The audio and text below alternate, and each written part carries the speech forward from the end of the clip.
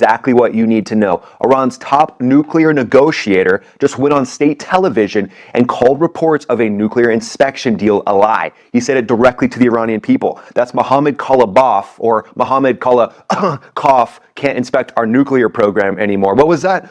He can't inspect our military nuclear sites anymore, is basically what this guy's name should be. He's Iran's parliament speaker and chief negotiator, and he stated on July 1st that under existing laws ratified by Parliament and the Supreme National Security Council, making it sound very official, but this isn't like approved by the people of Iran. They didn't vote for this. But basically, inspectors are strictly barred from accessing any bombed or damaged nuclear sites under any circumstances. They only get access to 2 sites. Inspectors are currently permitted to visit the Bushehr nuclear power plant and the Tehran research reactor. And Kalbaf said Iran remains committed to that arrangement. They're like, yeah, you can look at our civilian sites, but anything that was producing any uranium for nuclear weapons or had any military arrangements, yeah, you can't go there. Interesting. So does this mean the only ones that will be allowed in there are more 30,000-pound bunker buster bombs, GBU 57s? Maybe. But also, the leadership in Iran is very nervous. They're essentially in panic mode. Check this out. This just came in yesterday. Reports are saying from OSINT Defender that decision makers during negotiations are potentially being targeted by Israel, at least their whereabouts, their patterns of life. But it gets even better. Check this out. While Iranian officials were flying back and forth from Pakistan during the negotiations, while under escort from Pakistani fighter jets, you can see in this image right here, 2 Israeli jets entered Iranian airspace from the direction of Iraq, prompting the Iranian delegation to land early in Mashhad, Iran. They were forced to divert. They had to travel back to the capital of Tehran by land. So the footage here is showing the delegation being escorted by those Pakistani jets. And then Israeli jets are going to make those Pakistani jets very nervous, especially if it's the F-15I or the F-35I. So massive pressure campaign against the Iranian leadership. You can tell they're very nervous, and they're trying to preserve their bargaining chips. This isn't a diplomatic wrinkle. This is basically the entire deal that the U.S. wanted to be able to go in and inspect the uranium potentially being taken off the table. And nobody is covering this right now. Nobody is saying this out loud, but at some point, the U.S. will have to access that or verify that it's actually been completely gone, that the nuclear dust is complete dust. That will likely need to be verified at some point. Whether it's diplomatic or whether it's verified by more GBU 57s, that remains to be seen. But here's where it gets worse. Iran's joint military Qatam al-Anaba command, Qatam al-Anaba, yeah, I think that sounds like a very official military command for sure. They warned on July 2nd that all oil tankers moving through the Strait of Hormuz must use Tehran's approved route or face an immediate and forceful response from the armed forces again. But it looks like ships are still moving. In the last 24 hours, reports I'm seeing are showing 35 ships still moving, even though the rhetoric now is starting back up. Iran's deputy foreign minister put it even more directly. He said Hormuz is defined under Iran's command, not CENTCOM. Yeah, they're trying to control that international waterway, and they're a little bit upset that someone's actually putting the mafia bosses in check. You guys see that, right? They're like, no, CENTCOM shouldn't be here. Daddy shouldn't be here. We should be allowed to throw house parties every single weekend. We're mad at Daddy. They're like basically the trust fund babies of the Strait of Hormuz. They've just gotten billions of dollars. They're like, my daddy owns the Strait of Hormuz. We deserve to control everything. And CENTCOM's like, yeah, you know what? We're coming in and we're showing you who your real daddy is. But on the same day the Doha talks supposedly made positive progress, Iran's parliament called a nuclear inspection deal a lie, and Iran's military threatened to attack ships that don't comply with their extortion and routing orders. So not diplomacy necessarily, Iran. Their definition of diplomacy has gotten a little wild. I think even Mandami at this point is like, yes, that is great diplomacy. I'm pretty sure we can rearrange the word diplomacy to fit exactly what Iran is doing. But this is a regime speaking out of both sides of its mouth, trying to tell you what they will and won't do with nuclear inspections while they're trying to get billions of dollars from the actual negotiations themselves. This is where the weird stuff comes in. This is where it gets wild. And then also we're going to do a roundup section. Hot topics around the globe. We're going to look at Beijing parking a super carrier off the coast of Taiwan. That's about 3/4 of the way through the video, so stay around for that. Iran came to Doha and they're like, hey, hold this memo and watch this. We're going to basically say we're going to do one thing and then shift mid-negotiation and really not do anything. So this is just wild gaslighting. But when it comes to staying updated on the latest happenings in Iran, in China, in Russia. It's really important to understand what's going on underneath the surface. That's why I want you to join my email list. That's literally the only ask I have for you in this video is go to maxafterburnerenergy.com. That's the energy drink company that I started. Fighter pilot owned and operated products are there. Energy drinks as well as merch are on the way, but they're not there yet. So sign up for the email list and you can be notified when they actually arrive. And then also you'll get a weekly roundup email showing you all the content we've covered for the week. When you sign up for that email list, there's a link in the description, or you can just go to the website right here. You'll be notified about all the latest happenings,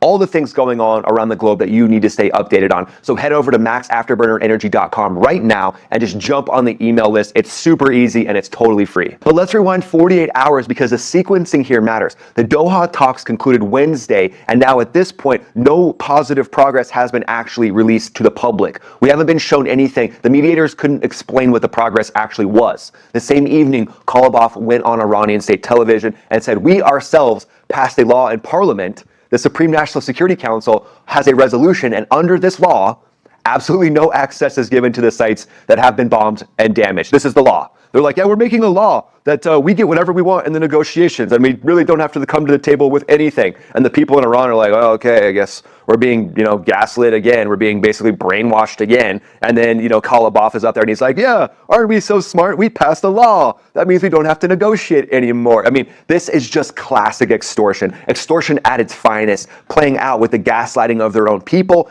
and what they're trying to do with their nuclear sites. Again, they don't want anybody going in and expecting their nuclear sites because they want to be able to salvage things, or they just want the idea that they could salvage things. If they have the idea in the minds of the world that they could be salvaging something from that, they think that could be another bargaining chip for them. So at this point, the statement covers Fordow, Natanz, and Isfahan. These are the places that have been hit with bunker buster GBU-57 bombs, mass ordnance penetrators during Operation Midnight Hammer. Also, surface sites were hit. These are the facilities that were obliterated. However, there could be certain things, even if it's just maintenance equipment, even if it's just support equipment, there could be things that could be salvaged from these sites. Washington signing a deal that requires access to Iran's most sensitive positions, and Tehran just passed a law saying no one gets inside. So this isn't a negotiation. That's a hard no from Iran, with the parliament of Iran basically negotiating with itself. They're like sitting across the table from each other. They're like, do you think that's a good deal? Can we get billions of dollars and not allow any inspections? And they're like, yeah, that's a great idea, Mohammed. We should definitely not have any inspections. Oh, great negotiation, Mohammed. Yes, Mohammed, you're great. Do you want to come over for dinner tomorrow? Yes, Mohammed, I would love that. Should I bring my briefcases full of cash that we're hoping to get from the United States? Oh, yes, Mohammed, please do that. And also just remember, they can't access any of that nuclear dust. So at this point, we can sell the nuclear dust and we can make billions of dollars together. But now let's talk about the tech that's quietly winning this war, because CENTCOM just posted an image and released a statement that deserves way more publicity than what it's getting. He posted this on X. He said, "Today I was proud to recognize American soldiers and sailors assigned to a Joint Counter Unmanned Aerial Systems unit in Bahrain, UCAS, Unmanned Aerial Systems, CUAS, that's what I meant, Joint Counter Unmanned Aerial Systems unit in Bahrain for the exceptional performance. They shot down 14 Iranian one-way attack drones over the past several weekends alone. The incredible professionalism, skill, and dedication they displayed saved lives. Obviously, they definitely saved lives, protecting all of the different soldiers, all the different airmen, all the different naval personnel, all the different people that are there supporting this operation are protected by this little mini iron dome that's around these bases, thanks to the professionalism of these anti-unmanned aerial systems crews. This is massive. But here's the question nobody is talking about or asking out loud. The IRGC has been publicly claiming it struck U.S. military bases in Bahrain, Kuwait, Jordan, but Iran state media ran those headlines like it was some battlefield victory. But CENTCOM's response has been massive, including this. They said Iran is lying. U.S. military assets at sea continue to fly, sail, and operate safely and unimpeded. Here's the actual damage assessment across every single one of those claimed strikes. A residential building in Muraraq province was damaged, not a base. A residential building is what they hit, but the IRGC claimed it was the military base. 0 U.S. military casualties, 0 operational degradation to the 5th Fleet. And when Iran claimed that 12 ballistic missiles hit the airbase in Jordan, it was confirmed that they launched 20 and all 20 were shot down. Shrapnel caused no casualties, no material damage. The pattern is identical every single time. Iran launches, Iran claims a direct hit for whatever they were aiming at, and the actual result is intercepted ordnance and zero effect on American operations. They've snuck a couple through, but it's been the exception, not the rule. So what are these teams actually fielding to strike this down? Here's some ideas. This isn't confirmed. These are just thoughts that I have. Epirus Leonidas high-powered microwave system. That's an HPM weapon. You acronym lovers just got a little bit of salivation. You're welcome. You're like, I can relax now. I got my acronym. That high-powered microwave weapon fires a directed burst of microwave energy capable of frying the electronics of an entire drone swarm simultaneously. Not just one drone, an entire swarm. This has been deployed in the CENTCOM theater, and there's rumors saying that it was there in early 2026, again, not confirmed, to achieve a capability milestone, neutralizing fiber optic guided drones that previously had no electronic warfare countermeasure because they don't rely on radio frequency links. It doesn't jam. It doesn't use electronic warfare. It physically destroys the electronics regardless of guidance type. Raytheon's Coyote Block 3 non-kinetic effector uses the same high-powered microwave principles to loiter in the airspace and cook multiple targets in a single engagement pass. High energy laser systems in the 50 to 300 kilowatt range are also in the stack here, near unlimited magazine depth at pennies per engagement compared to a Stinger missile or a Patriot interceptor. And CENTCOM's Rapid Employment Joint Task Force has collapsed the approval timeline for these systems to under 60 days. Iran's Shaheeds cost around $20,000 each. Leonidas costs pennies per kill. Just the cost of squeezing that trigger, the electricity that goes from that trigger to the system that's actually shooting down the drone.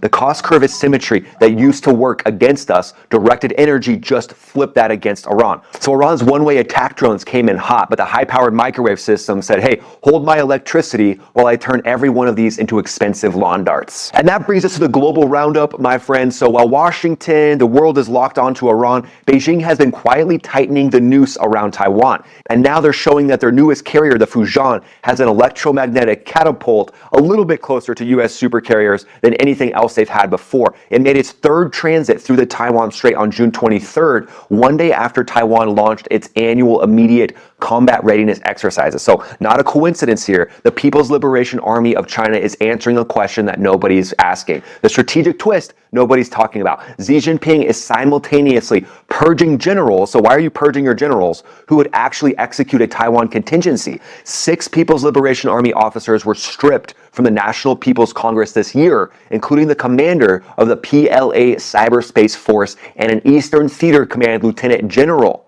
So Beijing is projecting carrier-level strength at Taiwan with its left hand while arresting its own warfighter and command structure with its right hand. So things are getting wild, and this level of drama inside the People's Liberation Army shows there is a massive shakeup coming, maybe with some generals not doing the exact bidding of what Xi Jinping wants himself. And that brings us to the 40 chess strategic analysis section, my friends. So at this point, right now, it looks like Iran is buying as much time as possible. They're hard to negotiate with on purpose. Buying as much time as possible, requiring the IAEA to only go to what's been known as civilian sites. A couple different sites is what they're saying is part of the MOU. Iran's parliament has made access to the other sites domestically illegal. So again, what does that show you? It shows you that Iran thinks there could be some of the leadership that allows inspections of those other sites.